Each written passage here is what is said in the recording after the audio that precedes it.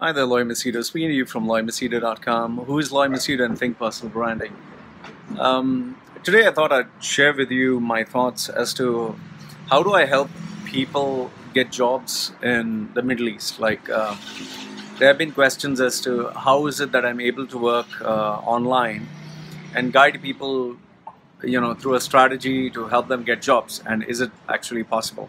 So, for someone who is new, has not done it, most of them would think that the only way you can get jobs is by physically going and showing your face, which is the old-fashioned way. Because what happens is, nowadays, given the fact that the internet has made the world a rather small place, if you want to get in touch with people, you need to do it through either Skype video sessions, you need to do it through calls, you need to check their profile online. There are so many ways to do this. So here are, I'm just giving you roughly 19 ways how I've helped people get jobs. In fact, one of the biggest successes that I've had is a lady, obviously I don't want to take her name. She was offered a job in the range of 13,000 dirhams. That's roughly like, I would say $4,000, 4,000, and instead she got paid, $12,000, which is 3 times the amount. Now, this is a one-off case. It's not like it happens every single time, but I'll give you these 19 strategies that I've used and which have helped me.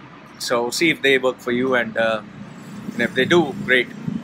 So in no particular order, I'm just going with the flow. So as you can see, I'm outside, it's windy, and I just want it to be a rather casual session. The first point of contact that you need to remember in order to get a job is the covering letter. Now, people tend to take this for granted, and what people tend to do is just copy paste a bloody covering letter. Dear sir, madam, I'm looking forward to join your esteemed organization. I hereby present my resume for your kind perusal.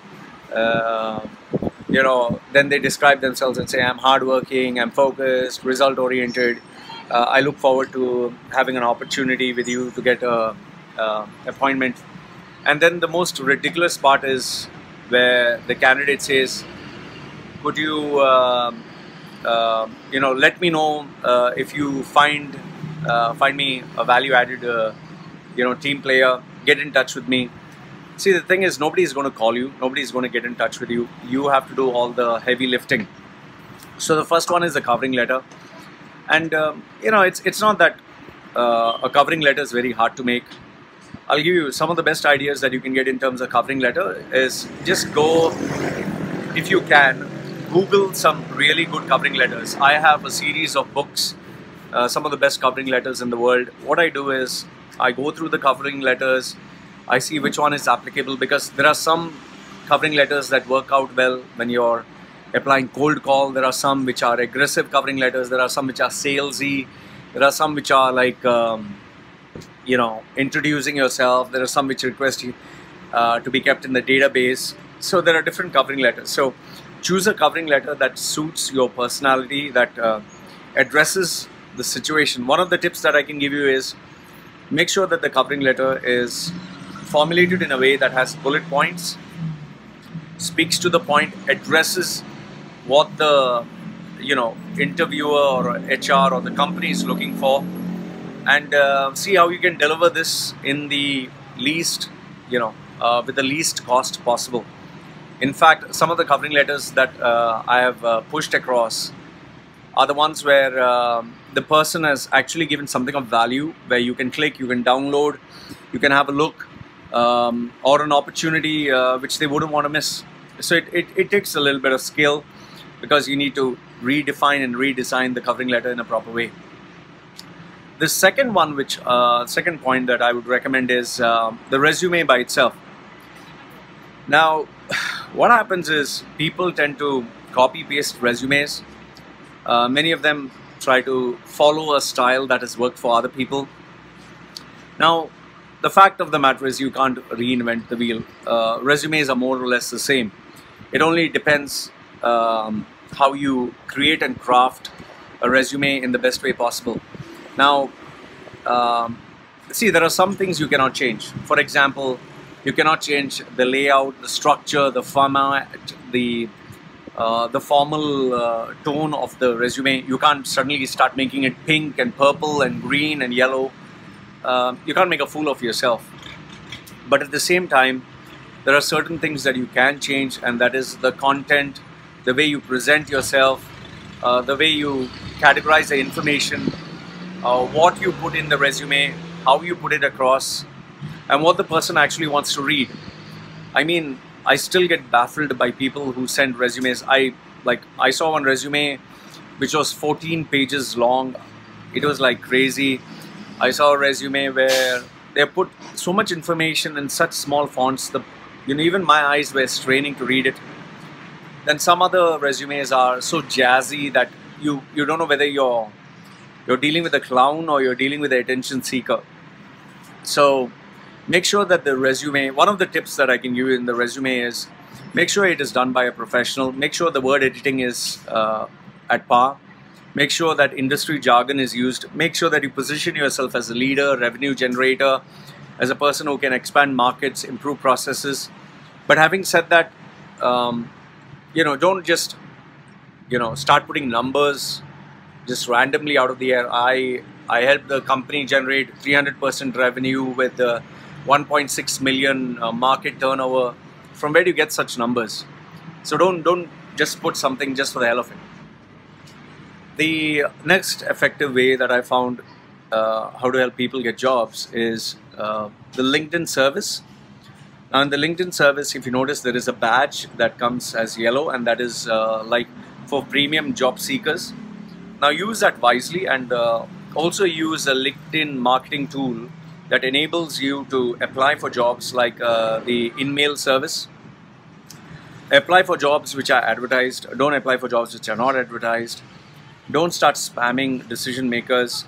One of the good ideas that I give for people who are applying through LinkedIn is seek out meetings and appointments in not formal locations, because if you meet people in a casual setup where people are relaxed, like a conference, a seminar, a get-together or an event, obviously you'll have to find out where this is happening.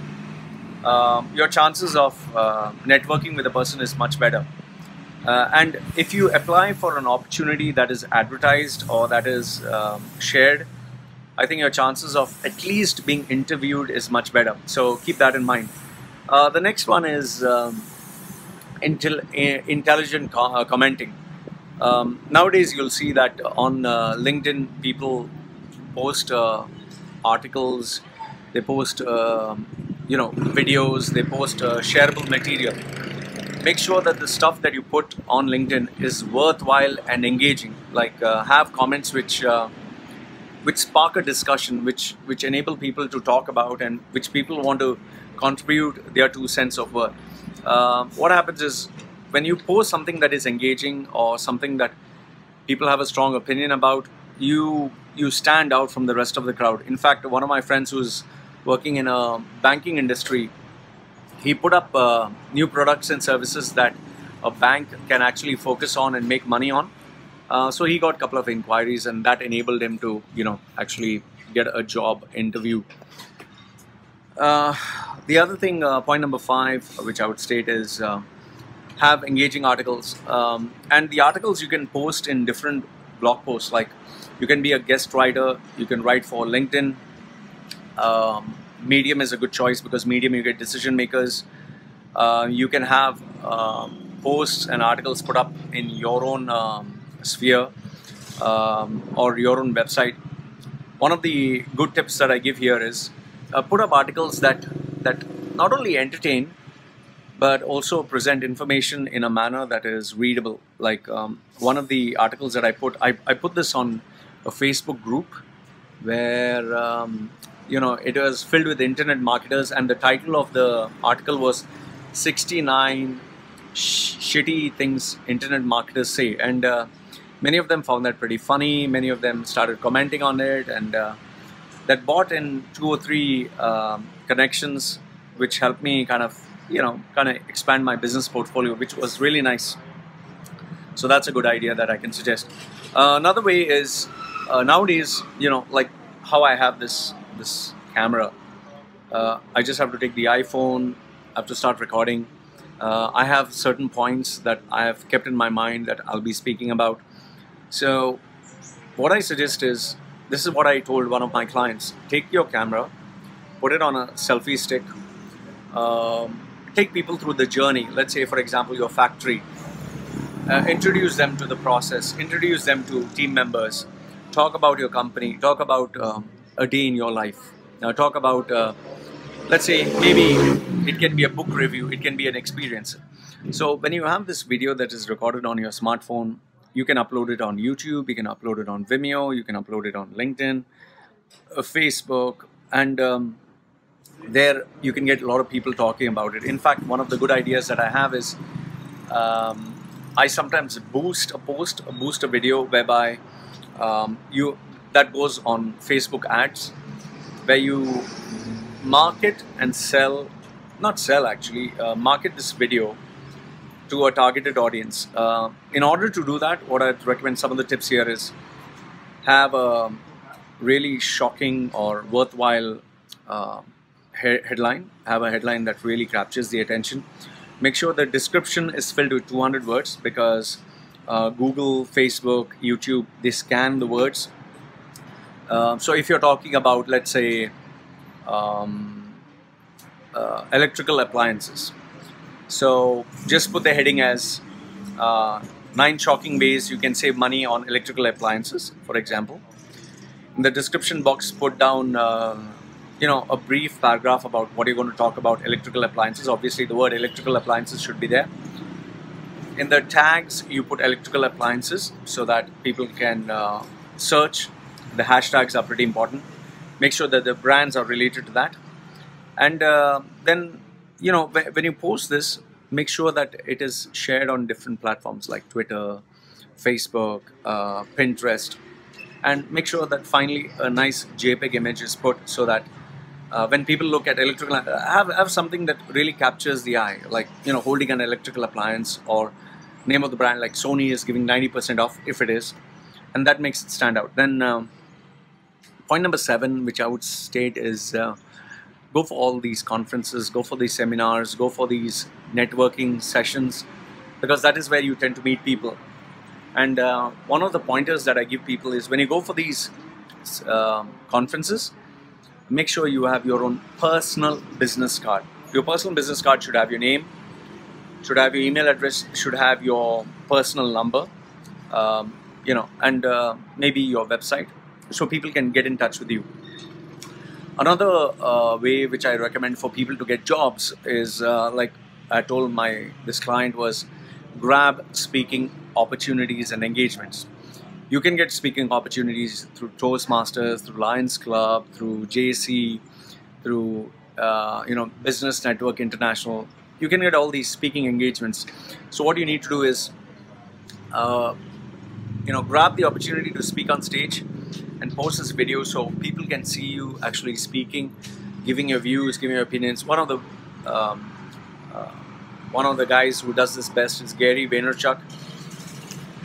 Yes, he does charge a bomb, but he gets paid a lot of money, and he networks with a hell lot of people. Point number 9, which I would suggest, is aggressively network. And by networking, I don't mean just giving your business cards. I would say networking involves having, let's say, a business plan in mind, positioning yourself as an investor or a business partner, or someone who offers value, because that is where people want to deal with you. Others, why should people want to network with you?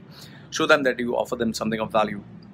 Point number 10, which I've told you, is make sure that when you give someone your business card, it stands out. Apart from a business card, you can also have your website, you can have your online space, you can have your Facebook page, you can have your YouTube channel, you can have, some people even have their own letterhead, some people even have their own company registered under their name. So this positions you not as someone desperate, but someone who's a professional. And there have been people who have got job offers because they positioned themselves on Upwork, freelance, Fiverr, these websites. And nowadays, if you notice, there's Fiverr Pro, where you can position yourself as an industry expert and get opportunities to market and sell your services. A very important point that I would say, if you're looking out for a job, which is point number 11, is have your own visa. Because when you have your own visa, you're not desperate and you're not held down for time. One of the benefits of having your own visa is you don't need someone else's visa. You can work as a freelancer. You can, join whenever you like, leave whenever you like, and that gives you a certain amount of independence. I would say research business visa or a freelancing visa or independent visa. My client had taken a 3 months visa. That was, I think she had got a creative visa, and that kind of helped her, without being desperate for a sponsor. Point number, which point is this? 12. Yeah, point number 12. I'm looking at my notes. Yeah, you can see written down my notes. Point number 12 is, have a downloadable PDF or a small booklet that people can view that. My friend, obviously don't want to give his name. He's a finance guy.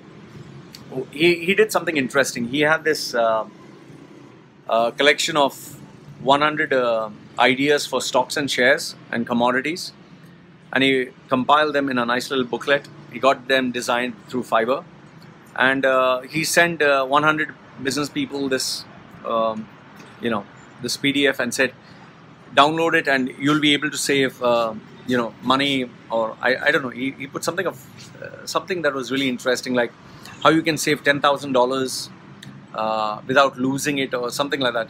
And people actually invited him to speak as a guest speaker.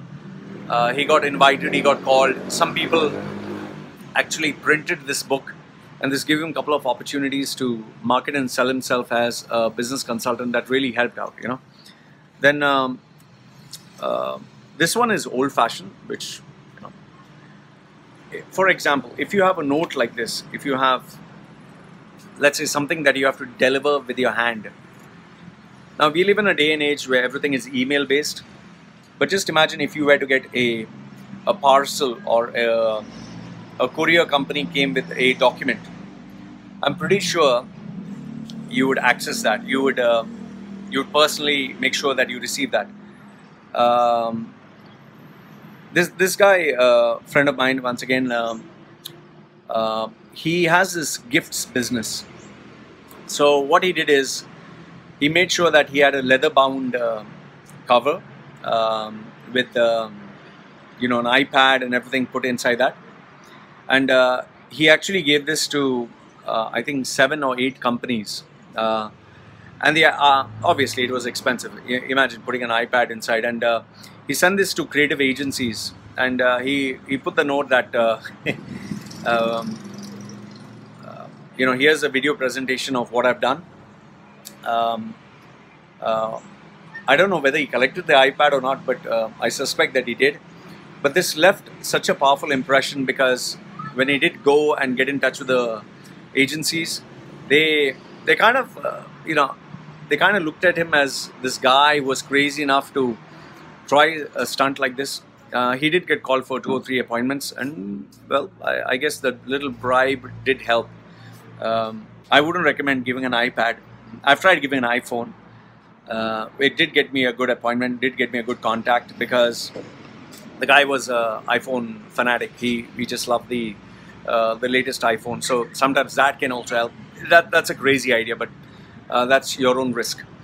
Point number 14 is positioning yourself as a revenue generator.